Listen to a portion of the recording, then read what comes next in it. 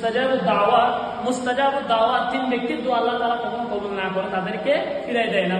তার মধ্যে 1 নাম্বার হচ্ছে মজলুম ব্যক্তি, যাদের উপর জুলুম করা হয়, অন্যায় করা হয়, ওই মজলুম ব্যক্তি যখন আল্লাহ তাআলার দরবারে দোয়া করে 2 হাত ধরে, তখন আল্লাহ তাআলা তার দোয়ার সাথে সাথে কবুল করে না, তাকে কখনো ফিরাই দেয় না। 2 নম্বর হলো মুসাফির ব্যক্তি।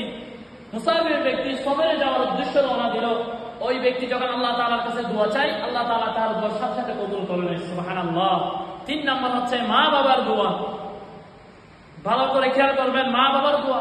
আপনি আপনার ফিরির কাছে যান, আপনি আপনার ভাই আপনার জন্য দোয়া করতেছে, অথবা আপনার ছেলে আপনার জন্য দোয়া করতেছে, আপনার ছেলের দোয়া, আপনার ফিরির দোয়া, আপনার হুজুরের দোয়া কবুল হতে পারে, আবার নাও হতে পারে।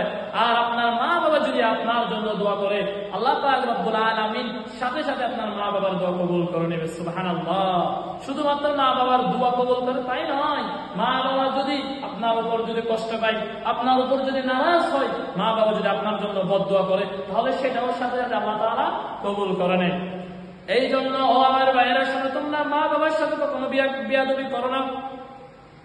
নবীজি হাদিসের মধ্যে এক কথাই উত্তর দিয়ে দিলেন, হুমা জান্নাতুকা ওয়া নারুক, তোমার মা বাবাই হলো তোমার জান্নাত, তোমার মা বাবাই হলো তোমার জাহান্নাম। সুবহানাল্লাহ। তুমি যদি তোমার মা বাবার খেদমত করো, তাহলে আল্লাহ তাআলা তোমাকে জান্নাত দিবে।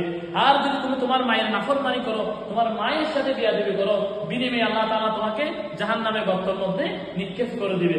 নবীজি এটা বলে নাই যে তোমার মায়েরকে তুমি ফল ফ্রুট খাওয়াও, তোমার মায়ের জন্য তুমি শাড়ি দাও, ঘনা কিন্তু, এটা বলে নাই। এক কথাই নবীজি উত্তর দিয়ে দিলেন, তোমার জান্নাতুকা ওয়া নারুক, তোমার মা বাবাই তোমার জান্নাত, তোমার মা বাবাই তোমার জাহান্নাম। আরে মা এত দরদি, মা এত দামি।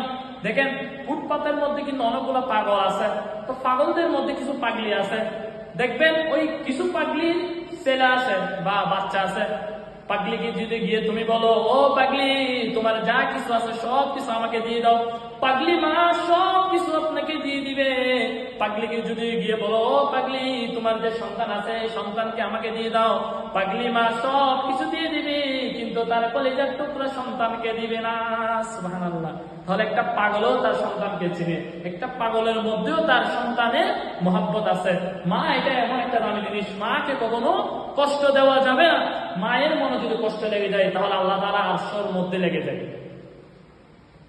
হাদিসের মধ্যে আছে, তোমার মা বাবা তোমার উপর নারাজ থাকে, তাহলে আল্লাহ তাআলাও তোমার উপর নারাজ।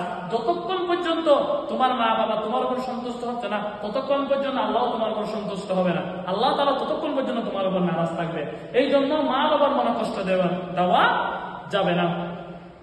কবি অনেক সুন্দর করে বলেছেন, মা কেন এত দামি জানি না সকলে, মা কেন এত দামি জানি না সকলে, জানতে যদি পড়তে দেখে কোরআন হাদিস বলে, দশম দোদের গর্ভে ধারণ করেছিল মা, সহ্য করেছিলেন তিনি যতই যন্ত্রণা, একটি হুজুর সুপে নিলে মাকে একবারে দেখিলে, দেখিলে মা কেন এত দামি জানি না সকলে, জানতে যদি পড়তে দেখে কোরআন হাদিস কোলে, মা কেন এত দামি জানি না সকলে, জানতে যদি পড়তে দেখে কোরআন হাদিস কোলে।